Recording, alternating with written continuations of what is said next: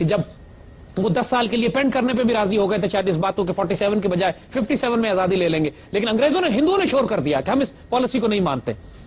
تو اس میں یہ بات کہ پاکستان ہندوؤں نے بنایا یا انگریزوں نے بنایا نہیں، پاکستان کو اللہ کے فضل نے بنایا، مسلمانوں کی ڈٹرمنیشن نے بنایا اور اللہ نے مدد کی. ہندوؤں نے بیوقوفیاں کی، انگریزوں نے بیوقوفیاں کی اور مسلمانوں کی غلطیوں پہ اللہ نے پردہ ڈالا. اس طرح کام ہوتے ہیں. کسی ایک آدمی کی ایٹریبیوشن نہیں ہوتی، کسی ایک آدمی کا کام نہیں ہوتا، لیکن اللہ سنسیئرٹی اور پرپس اور برکت اور خیر دیکھتا ہے، پھر ماحول بناتا ہے اس مقصد کو اچیو کرنے کے لیے. تو ہم نے جو یہ کام شروع کیا، حضور صلی اللہ علیہ وسلم کی تربیت 23 سال کا عرصہ ہے، 23 ایئرز تک حضور 13 سال مکے میں صرف پتھر کھائے گئے. اس کے بعد جا کے 10 سال کے عرصے میں مزید مدینے کے اندر 10 سال میں وہ ریولوشن بلڈ ہو گئی جس کی فاؤنڈیشن 13 سال میں رکھی گئی تھی. اس پاکستان میں اب جو کچھ ہو رہا ہے وہ اتنا تیز ہو رہا ہے کہ پچھلے دوروں میں یہ کام دہائیوں میں ہوتا تھا. 40 سال 50 سال میں جو کام ہوتے تھے اب پریکٹیکلی 5 سال 6 سال میں وہ کام ہو جاتے ہیں. The world is moving fast. یہ انفارمیشن ایج بھی ہے، سائنٹیفک ایج بھی ہے. پہلے ایک جلسے میں جو تقریر ہوتی تھی اس کو دوسرے شہر تک پہنچتے پہنچتے 1 ہفتہ لگتا تھا. آج اب یہ پروگرام کر رہے ہیں اور راتوں رات یہ گلوبل براڈ کاسٹ جائے گی. تو دا پوائنٹ از کہ اب چیزیں تیز ہو رہی ہیں. پاکستان میں نوجوان بھی بیدار ہو رہے ہیں، گلوبل سناریو پہ تیز ہو رہا ہے، امریکہ بھی کولیپس کر رہا ہے، انڈیا بھی ڈس انٹیگریٹ ہو رہا ہے. یہ کام خود بخود ہو رہے ہیں، یہ کام ہم نہیں کر رہے. جس طرح برٹش امپائر ڈس انٹیگریٹ ہوئی تھی ویسے آج امریکن امپائر ڈس انٹیگریٹ ہو رہی ہے. سوویت امپائر کو ہم نے ڈس انٹیگریٹ کیا تھا. اور اسی طریقے سے جب آپ گلوبل انوائرمنٹ دیکھتے ہیں اور دنیا میں جگہ جگہ آئیڈیالوجیز بھی تباہ ہو رہی ہیں، اسٹیٹس اور ملٹری فورسز بھی تباہ ہو رہی ہیں اور دنیا میں جگہ جگہ ویکیوم کریٹ ہو رہے ہیں. اس ویکیوم کو فل کرنے کے لیے اب ہم نے اپنا رول پلے کرنا ہے. دا ٹائم از، جس کو برنارڈ شاہ نے شاید یہ بات کہی تھی کہ nothing is more dangerous than the idea whose time has come. What we are telling you is the time for the idea of Islam has come. Make yourself part of it. اس موقع کو ضائع نہیں کرنا. That's all. اور اس idea کو explode کرنے کے لیے دنیا میں جو فاؤنڈیشن ہمارے پاس ہے وہ بنی بنائی دی ہوئی ہمارے بزرگوں کی، علامہ اقبال کی آئیڈیالوجی، جس کے بیسس پر ہم نے پاکستان بنایا. اب اس کے بیسس پر ہم وہ پاکستان بنائیں گے کہ جو مرکز بنے گا ایک ہو مسلم، حرم کی پاسبانی کے لیے، اور لیا جائے گا تجھ سے کام. اب دنیا کی امامت کا تو وہ ایسے ہی نہیں کہا ہے. اپنے آپ کو تیار کرو اس کام کے لیے. Have the confidence and the faith کہ تم کو یہ فیصلے بھی کرنے پڑیں گے کہ فلسطین کا مسئلہ کیسے ریزالو ہوگا، چچنیا کیسے ریزالو ہوگا، مڈل ایسٹ میں مسلمانوں کی پالیسیز کیا بنیں گی، آئل اینڈ انرجی ریسورسز کس کے کنٹرول میں ہوں گے، اس دنیا میں کون سی فورسز کام کریں گی، یونائٹڈ اسٹیٹس آف اسلام کے بلاک کی پالیسیز کیا بنیں گی. یہ ہوتا ہے کام دنیا کی امامت کا. یہ کام آپ لوگوں کو کرنا ہے، آئینہ والے پاکستانی جنریشن کو کرنا ہے. اپنے آپ کو اس بڑے کھیل کے لیے تیار کرو. اس قبائلی، نسلی اور پختونستان، بلوچستان، سندھو دیش کی خرافات سے باہر آؤ. اس بات سے باہر آؤ کہ ہمیں مشکلیں، پریشانیاں، تکلیفیں جو ہمارے بڑے کام کر رہے ہیں کرنی، یہ سارے لوگ جو کام نہیں کر رہے ہیں اس وقت وہ ہٹا دیے جائیں گے اور کام کرنے والے لوگ سامنے آئیں گے. لیکن علامہ اقبال نے بات کہی ہے، وہ صداقت کے لیے مرنے کی جس کے دل میں تڑپ، جو سچ کے لیے مرنا چاہتا ہے، پہلے اپنے پیکر خاکی میں جان پیدا کرے. اپنے اندر جان تو پیدا کرو کہ تم مرنے کے لیے تیار اور آمادہ ہو. اگر قربانی دینے پہ آمادہ نہیں ہو، جان دینے پہ آمادہ نہیں ہو، پھر دوسروں سے شکایت نہیں کرو کہ وہ ایسے کر رہا ہے اور وہ ایسے کر رہا ہے.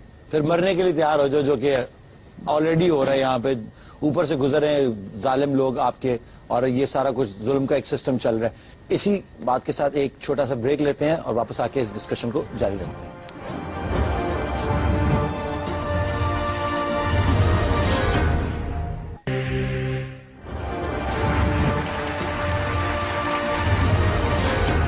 السلام علیکم and welcome back to Iqbal کا پاکستان. ایک اور صاحب بیٹھے ہیں اور وہ سوال پوچھنا چاہتے ہیں بڑی دیر سے. جی سر. آپ کہتے ہیں پاکستان کو یعنی ایک قوم ہو کے تو آگے نکلے گی نا، یعنی پوری دنیا کی امامت کرنے کے لیے پہلے اسے ایک قوم ہونا پڑے گا، یونٹی آنی چاہیے. تو یہ یونٹی تب تک نہیں آ سکتی جب تک مسلمان ایک نہ ہو. یعنی یہ جو سیکٹیرین ڈفرنس ہے اس کو آپ کیا آپ کے پاس سولوشن ہے اس کو ریزالو کرنے کی؟ آسان ہے. Work on the ideology of Iqbal, have a leader like Quaid Azam. Quaid Azam کس مسلک کے تھے، کس فرقے کے تھے؟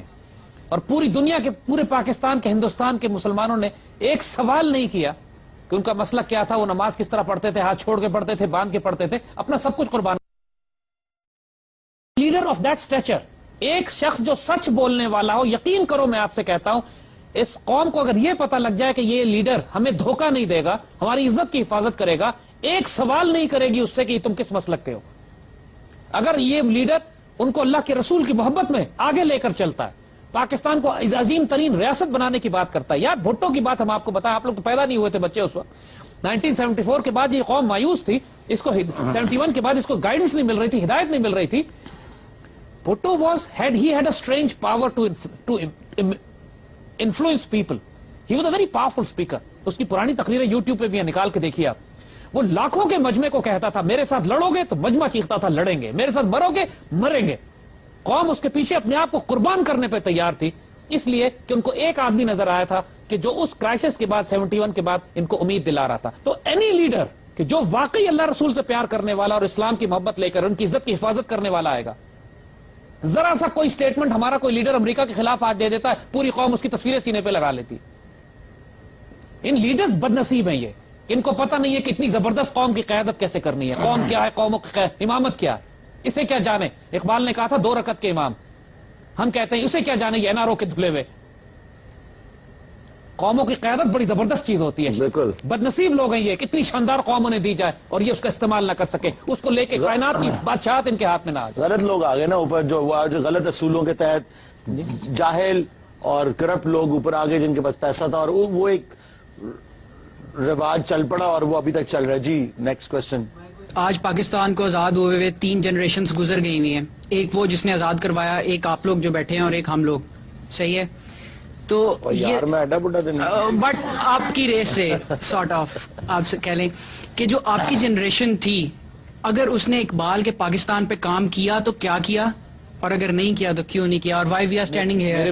دیکھو, try to understand one thing. آپ کو تھوڑا سا پیچھے لے کے جائیں گے, سوال فلسافیکل ہے. وہی بات ہے کہ الزام تراشی والی بات نہیں ہے. You have to be very serious and philosophical to understand what happened. 1948 میں جب پاکستان بنا ہے نا, تو ہم نے کم از کم 50 لاکھ مسلمان ذبح کروائے تھے پاکستان بنانے کے لیے, اور جو ذبح کروائے تھے نا وہ رف راف نہیں تھے. ہماری 1000 سال کی تاریخ جن لوگوں کے پاس تھی وہ امین تھے اس کے. ہمارا اشرافیہ, ہماری ایلیٹ, ہمارے اعلیٰ ترین پڑھے لکھے مسلمان, وہ مارے گئے اس پاکستان کو بنانے میں. اسی لاہور کے ریلوے اسٹیشن پہ کلیوں سے پوچھو جو پرانے کلی یہاں رہتے ہیں, جن کا کام صرف لاشیں اتارنا ہوتا تھا. پاکستان مل گیا. مجھے بات I'm sorry, وہاں تک پاکستان مل گیا. میرا سوال یہ ہے کہ جو ہم سے ہائر جنریشن ہے اس نے کیوں کچھ نہیں کیا ہمارے لیے. میں بات کروں نا جی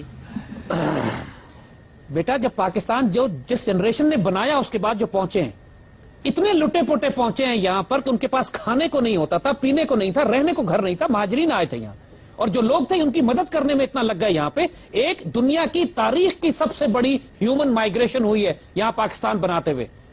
جب یہ لوگ یہاں پہنچے جو اشرافی اور پڑھے لکھے لوگ بھی تھے, وہ دے کوڈ ناٹ, کر سکتے نہیں تھے, کہ ان کا مقصد یہ تھا کہ صرف میں علی کو اپنی بات بتا رہا تھا کہ میرے والد کو میں نے دیکھا ہے کہ 1969-70 تک وہ سائیکل پہ آرمی آفیسر تھے, ہی واز سرونگ, لیکن اتنے آنےسٹ لوگ تھے وہ اس زمانے میں کہ اس زمانے میں درخت کے کانٹے توڑ کر تھی. جس زمانے میں لوگ لکڑی کے کریٹوں پہ بیٹھ کر دفتر کا کام کیا کرتے تھے, ٹینٹوں میں آفس ہوا کرتے تھے. اس پاکستان کو جب بنایا گیا ہے تو اس وقت آئیڈیالوجی اور رومانٹسزم کام نہیں آتا, اس وقت مقصد سروائیول کا تھا. اسی وقت کشمیر میں جنگ شروع ہو گئی, قائد اعظم نے کشمیر میں فوجیں بھیج دی, پورے ریسورسز ہمارے کشمیر میں لگے ہوئے تھے. اس کے بعد جب ہماری جنریشن آئی ہے تو ہم لوگوں کو تھوڑا موقع ملا ہے اپنے آپ کو سٹیبل کرنے کا. ہمارے والدین نے بڑی جان مار کر ہم کو بڑا کیا ہے. آپ لوگوں کی جنریشن اب پہنچی ہے کہ جس کے پیٹ میں بھی کھانا بھرا ہوا ہے, جس نے ہجرت نہیں کی ہے, جس کو کبھی بھوکا ننگا نہیں رہنا پڑا, جس کو گھروں سے نہیں نکالا گیا. ہماری اپنی جنریشن کے لوگ, ہماری فیملی میں ایسے لوگ ہیں جو ایسٹ پاکستان سے اس طرح نکالے گئے کہ پاؤں میں چپل ہوتی تھی اور جسم کے پہنے ہوئے کپڑے تھے. یعنی 2 دفعہ ایکچولی پٹے لوگ, 47 میں بھی کٹے, اور جو ایسٹ پاکستان میں گئے وہ وہاں سے نکالے گئے. تو ایک قوم جو 25 سال کے اندر 2 ہجرتوں کو دیکھے, اتنے بڑے بڑے کرائسس سے گزرے, یار کوئی مسئلہ نہیں ہے کہ ڈیلے ہو گیا, آگے شروع کرنا ہے. الزام نہیں دینا پچھلی جنریشن کو, ان کی وجوہات تھی, انہوں نے ہجرتیں کی ہیں, آپ نے ہجرت نہیں کی, ہمارے بڑوں نے ہجرت کی, حتیٰ کہ میری جنریشن نے بھی ہجرت دیکھی ہے 71 کی. دا پوائنٹ از کہ اس ہجرت میں انسان اکھڑ جاتا ہے, پورا معاشرہ الٹا پلٹا ہو جاتا ہے. اب آپ لوگوں کی جنریشن کی ذمہ داری ہے. اب ہماری سانس اپنی جگہ پہ بیٹھی ہے, ہمارے بزرگ سیٹل ہوئے ہیں, ہم لوگوں کے پاس اکنامک سٹیبلٹی آئی ہے. پچھلے 40 سال سے پاکستان ایک ریاست کے طور پر ہے, اللہ کے فضل سے ٹوٹا نہیں ہے, کوئی پریشانی نہیں آئی, حکومتوں میں اختلاف آتے رہے.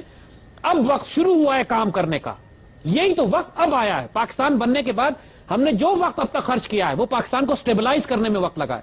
کنسیڈرنگ دا فیکٹ کہ انڈیا بھی حملے کر رہا ہے, امریکہ بھی دخل دے رہا ہے, روس بھی فساد برپا کر رہا ہے, اندر بھی ہمارے گھٹیا لوگوں کے پاس حکومت آ گئی ہے.